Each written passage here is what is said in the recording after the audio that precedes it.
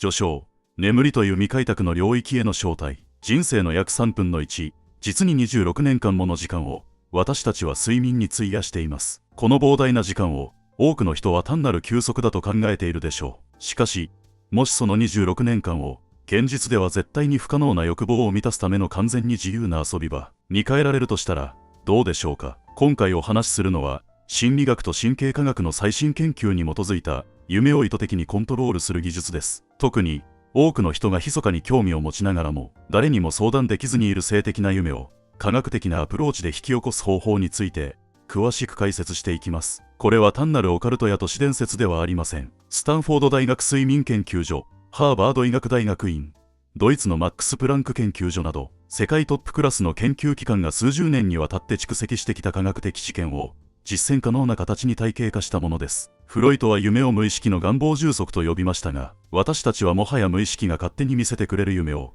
受動的に待つ必要はありません。脳のメカニズムを理解し、適切なトリガーを設定することで、あなたが望む夢を意図的に作り出すことができるのです。ただし、重要な注意点があります。この技術は正しい知識と適切な方法で実践する必要があります。間違ったアプローチは、睡眠の質を低下させ、日中のパフォーマンスに悪影響を及ぼす可能性があります。これから約30分間、あなたの睡眠に対する認識を根本から変える情報をお届けします。この動画を最後まで視聴することで、今夜から実践できる具体的な技術を習得できるでしょう。準備はよろしいでしょうか。それでは、人間の意識の最も深い部分への探求を始めましょう。第一章、性的な夢の神経科学的メカニズム。まず理解すべきは、なぜ私たちが性的な夢を見るのか、その科学的メカニズムです。この基礎知識なくして、効果的な夢のコントロールは不可能です。人間の睡眠は、90分から120分の周期で繰り返される複雑なサイクルで構成されています。このサイクルは、深い眠りのノンレム睡眠と、浅い眠りのレム睡眠に分かれます。興味深いことに、鮮明な夢の大部分は、このレム睡眠中に発生します。カリフォルニア大学バークレー校のマシュー・ウォーカー教授の研究によれば、レム睡眠中、脳の視覚のや感情を司る扁桃体は覚醒時以上に活発に働きます。しかし同時に、論理的思考を担う前頭前野の活動は大幅に抑制されます。これが、夢の中で奇妙な出来事が起きてもおかしいと気づかない理由です。さらに重要なのは、レム睡眠中に脳内で分泌される神経伝達物質の変化です。快楽や報酬に関連するドーパミンが活発に分泌される一方で、現実認識を司るノルアドレナリンとヒスタミンの分泌は抑制されます。この科学的な変化が、夢の中での強烈な快楽体験を可能にしているのです。モントリオール大学の睡眠研究チームが2007年に発表した画期的な研究では、3500人以上の被験者を対象に夢の内容を詳細に分析しました。その結果、約 8% の夢に明確な性的要素が含まれており、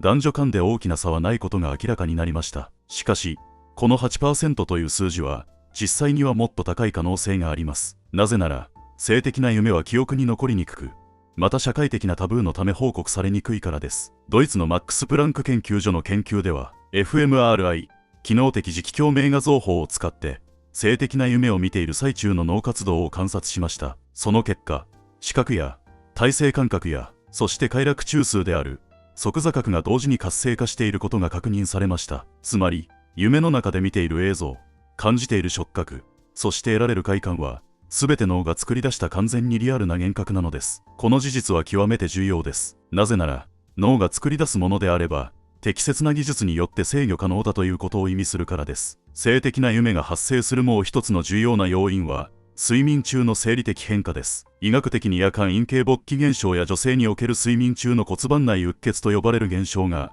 レム睡眠中に自然に発生します。これは性的な夢を見たから体が反応するのではなく、自律神経のスイッチが切り替わることで起こる生理現象です。重要なのは、この身体的な興奮状態を脳がどう解釈するかです。脳は体が興奮しているという信号を受け取ると、その状態に辻褄を合わせるために性的なストーリーを後付けで想像します。これが性的な夢の基本的な発生メカニズムです。このメカニズムを理解すると、攻略法が見えてきます。私たちが行うべきことは、この身体的興奮と脳の解釈の結びつきを強化し、さらに想像されるストーリーの内容を、あなたの好みに合わせて誘導することです。第2章、夢の負荷技術と記憶の操作。夢をコントロールするための革新技術。それが夢の負荷ドリームインキュベーションです。これは、見たい夢のテーマを事前に脳に植え付け、睡眠中にその種を孵化させる心理学的技術のことです。ハーバード大学の心理学者ディアドラ・バレット博士の研究によれば、特定の課題や問題を寝る前に集中的に思考することで、約 50% の被験者がその課題に関する夢を見ることに成功しています。この技術を性的な夢に応用することで、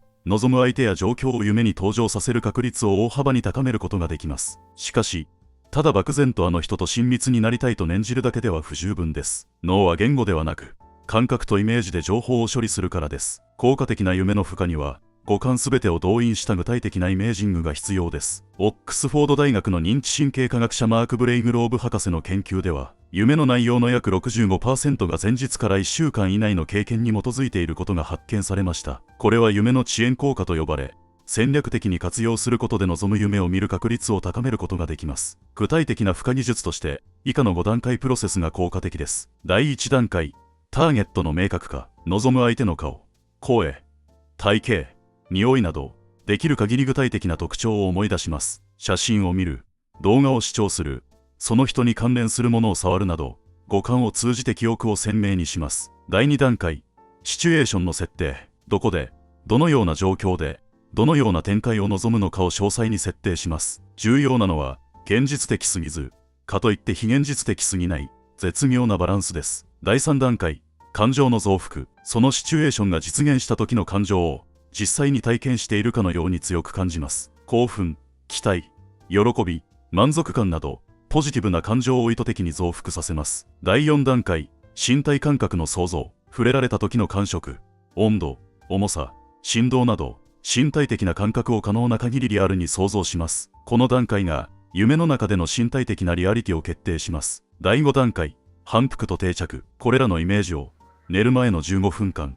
毎日繰り返します。脳にこれは重要な情報だと認識させることで、夢の素材として使用される確率が高まります。さらに高度な技術として、感情的なコントラストを利用する方法があります。日中は意図的にそのテーマについて考えないようにし、寝る前の短時間だけ集中的にイメージします。この禁止と解放のギャップが、脳にとって強い印象を残し、夢の素材として選択される可能性を高めます。心理学の白熊実験では、これは絶対に考えてはいけませんと言われたテーマほど、その後の自由記述で多く登場することが確認されています。この心理的反動を戦略的に利用することで、性的な夢の出現率を大幅に向上させることができます。第3章、物理的トリガーによる身体操作。心理的なイメージトレーニングと並行して重要なのが、身体からのアプローチです。睡眠中の身体状態が夢の内容に直接的な影響を与えることは、現代の睡眠科学で明確に実証されています。最も注目すべき研究結果をご紹介しましょう。香港樹人大学のカルビン・カイチンユー博士が774人の大学生を対象に行った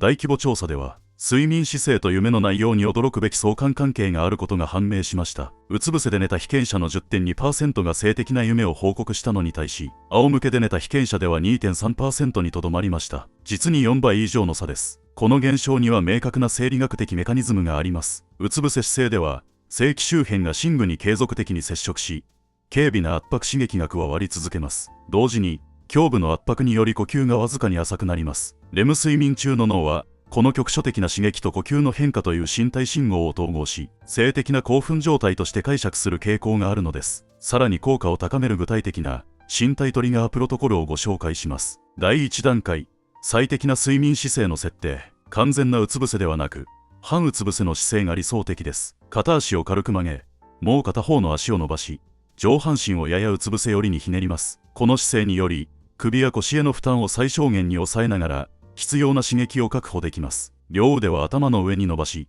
片方の手は枕の上、もう片方の手は軽くおでこに触れる位置に配置します。この腕の配置により、胸郭が開き、呼吸が浅くなり、同時に軽い血流制限が生じます。この微妙な違和感がレム睡眠中に誇張され、夢の中で様々な身体感覚として再構成されます。第2段階、圧迫刺激の調整。下腹部の位置に、畳んだタオルや小さなクッションを配置します。この突起により、うつ伏せになった際に骨盤周辺に適度な圧迫が加わります。重要なのは軽い違和感程度に抑えることです。痛みを伴うレベルの圧迫は、睡眠の質を低下させ、悪夢の原因となります。第3段階、温度と血流のコントロール。オーストラリア・アデレード大学の研究によれば、皮膚温度のわずかな上昇がレム睡眠の質に影響を与えます。就寝90分前に40度の入浴を15分間行うことで、深部体温の変化リズムが最適化され、レム睡眠時間が平均 23% 増加することがスタンフォード大学の研究で確認されています。また、就寝前に下半身の血流を穏やかに活性化させることも効果的です。ぬるめのシャワーで腰から下を温める、軽いストレッチで股関節周辺をほぐす、足先をマッサージするといった方法により、骨盤周辺の神経活動を適度に高めておきます。第4段階嗅覚刺激の戦略的活用。ドイツのマンハイム大学の2014年の研究では、レム睡眠中にバラの香りを嗅がせた被験者の 78% がポジティブな感情を伴う夢を報告しました。嗅覚は五感の中で唯一、大脳新皮質を経由せず、直接感情と記憶を司る扁桃体と海馬に信号を送るため、極めて強力なトリガーとなります。効果的な香りとして、以下が研究で確認されています。イランは副交感神経を活性化し、リラックスと感覚的敏感さを同時に高めます。サンダルウッドは男性ホルモンに似た化学構造を持ち、本能的な性的反応を引き起こす可能性があります。ジャスミンはセロトニンとドーパミンの分泌を促進し、多幸感をもたらします。これらの香りをアロマディフューザーで拡散させるか、枕元にティッシュに数滴垂らして配置します。重要なのは濃度です。意識的に気づくほど強い香りは睡眠を妨げるため、ほのかに感じる程度に調整してください。第4章睡眠環境の最適化技術。夢をコントロールするためには、まず質の高いレム睡眠を確保する必要があります。どれほど優れた心理技術を使っても、睡眠環境が整っていなければ、鮮明な夢を見ることはできません。光環境の精密管理。ハーバード医学大学院の研究によれば、就寝2時間前からブルーライトを浴びると、睡眠ホルモンであるメラトニンの分泌が最大 85% 抑制されます。スマートフォン、パソコン、テレビなどのデジタルデバイスは大量のブルーライトを放出するため、寝る前の使用は厳禁です。しかし、完全な暗闇も最適ではありません。オランダのアムステルダム大学の2018年の研究では、わずかな赤色光やオレンジ色の光がある環境の方が、レム睡眠の質が向上することが報告されています。理想的な光環境設定は以下の通りです。就寝時は完全に暗くし、明け方のレム睡眠が増える時間帯に、自動で徐々に明るくなる日の出シミュレーションライトを使用します。この緩やかな光の変化により、浅い眠りを維持しながら鮮明な夢を見続けることが可能になります。戦略的睡眠タイミング。WBTB 法。人間の睡眠は一晩を通じて均一ではありません。最初の3時間は深いノンレム睡眠が支配的で、明け方に向かうにつれてレム睡眠の割合が増加します。この性質を利用した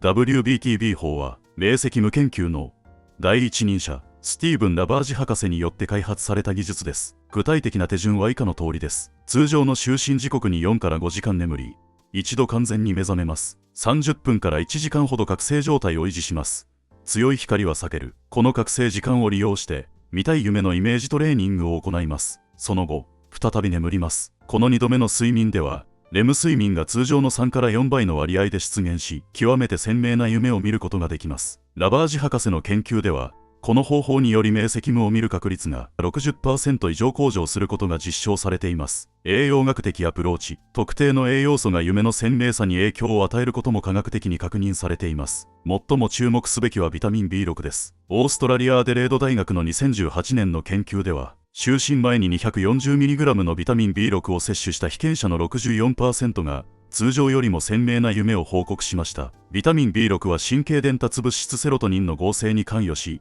レム睡眠の質を向上させます。天然の供給源として、バナナ、アボカド、鶏肉、魚類、ナッツ類があります。ただし、過剰摂取は神経障害のリスクがあるため、サプリメントを使用する場合は1日に 100mg 以下に抑えることが推奨されます。トリプトファンも重要なアミノ酸です。体内でセロトニンに変換され、さらにメラトニンに変換されます。イギリスのブリティッシュチーズボードの2005年の調査では、就寝前にスティルトンチーズを食べた被験者の 85% が通常よりも奇妙で鮮明な夢を報告しました。音響環境の最適化。完全な無音よりも一定のリズムを持つ環境音ホワイトノイズが夢の形成にプラスに働きます。エアコンのかすかな駆動音、遠くの車の音、雨音の録音などは脳にとって安全な背景として処理され、同時に夢の中で別の音へと変換される素材となります。逆に避けるべきはテレビの会話や歌詞のある音楽など言語情報を含む音です。これらは夢の内容を不安定にする傾向があります。第5章、明晰夢への移行テクニック。ここまでのテクニックは静的な夢を見る確率を高めるためのものでした。しかし、究極の目標は夢の中で意識を取り戻し、自由自在に行動する明晰夢の状態に入ることです。明晰夢とは、夢の中でこれは夢だと自覚している状態のことです。この状態になれば、夢のシナリオ、登場人物、そして自分自身の行動をあなたの意思で完全にコントロールすることが可能になります。リアリティチェック法、明晰夢を見るための最も基本的かつ強力なトレーニングがリアリティチェックです。これは日中の起きている間に、今見ている現実は夢ではないかと疑う習慣をつけることです。具体的な方法として、以下を1日に10から20回行います。自分の手のひらをじっと見つめ、指の数を数える。鼻をつまんで息ができるか確認する。時計の文字盤を2度見して、時間が変わっていないか確認する。文字を読んで、目をそらしてからもう一度読み、内容が変わっていないか確かめる。夢の中では物理法則が崩壊していることが多く、手の指の数が変わっていたり、鼻をつまんでも息ができたり、時計の文字盤が読むたびに変わったりします。日中にこの確認作業を習慣化しておくと、夢の中でも無意識に同じ動作を行い、これは夢だと気づく瞬間が訪れます。マイルド法、記憶誘導明晰夢法。スティーブン・ラバージ博士が開発したマイルド法は、記憶の展望的機能を利用したテクニックです。就寝時に次に夢を見るとき、私は夢を見ていると気づくという自己暗示を繰り返し唱えます。この方法では、過去に見た夢を思い出し、その中でもしあの時、これが夢だと気づいていたら何をしただろうと想像します。そして次に同じような夢を見たら、必ず夢だと気づくと強く念じながら眠りにつきます。明晰夢の安定化テクニック。明晰夢に入った直後は、興奮のあまりすぐに目が覚めてしまうことがよくあります。これを防ぐための安定化テクニックが重要です。夢の中で意識を取り戻したら、以下の動作を行います。夢の中の自分の手をじっと見つめる。その場でくるくると回転する。地面や壁の感触を確かめる。この夢を鮮明にすると声に出していい。これらの動作により、夢の感覚入力が増強され、覚醒を防ぎ、夢の世界に止まる時間を延ばすことができます。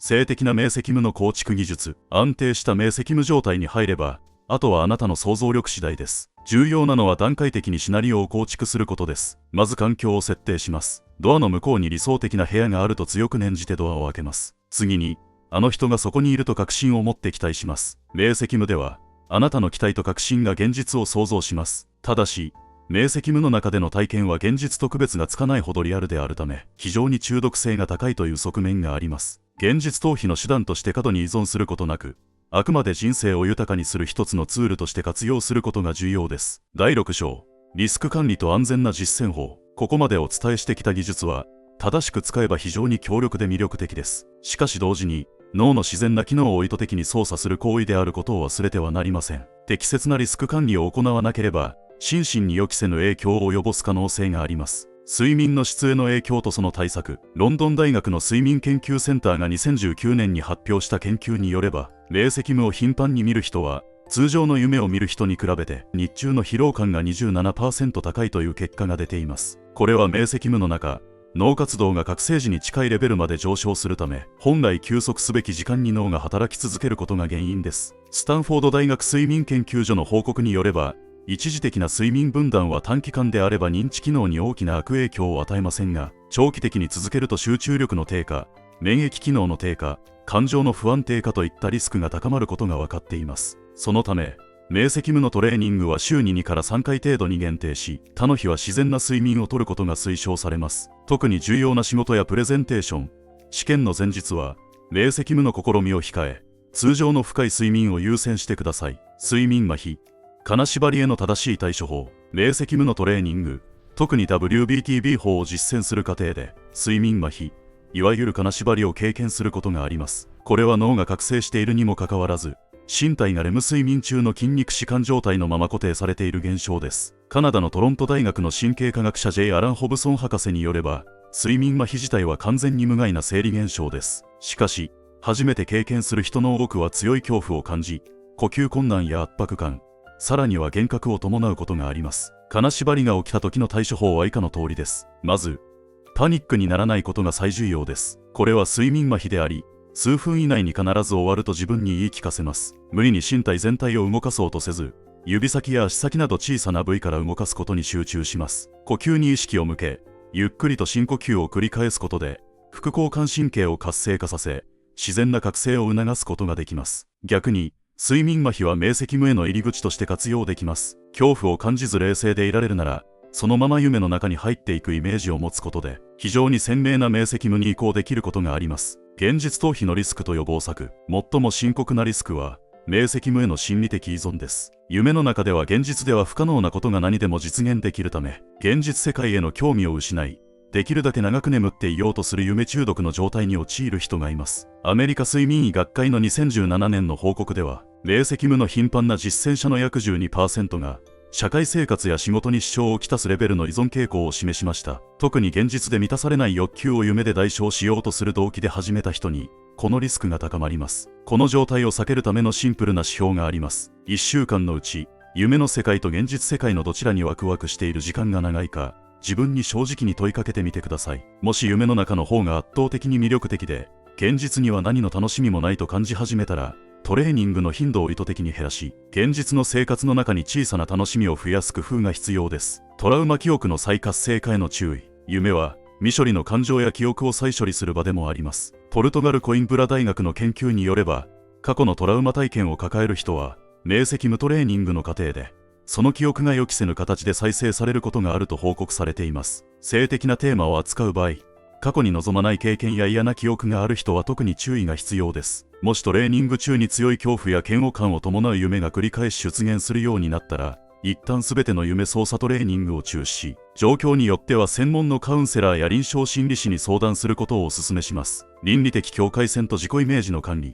夢の中では現実の倫理や法律は適用されませんが、心理学的には自分の内面に対するラベル付けが起こります。極端なシナリオを何度も繰り返しイメージし続けると、自分はこういう欲望を持っている人間だという自己定義が強化され、罪悪感や自己嫌悪につながることがあります。重要なのは、夢の内容そのものに善悪のラベルを貼らないことです。夢の中で何を体験したとしても、それはあくまで脳が作り出した仮想シミュレーションに過ぎません。現実の世界で他者を尊重し、境界線を守り、自分も相手も大切に扱っているのであれば、夢の中の内容だけを切り取って自分を責める必要は全くありません。第7章上級者向け統合戦略プロトコル。ここまで心理的アプローチ、身体的トリガー、環境調整、明晰夢テクニック、リスク管理を一つ一つ解説してきました。この章では、それらをすべて統合し、今夜から実践できる一本の流れとして再構成します。いわば、上級者向けの一晩の完全プロトコルです。7日間集中プログラム。最も効果的なのは、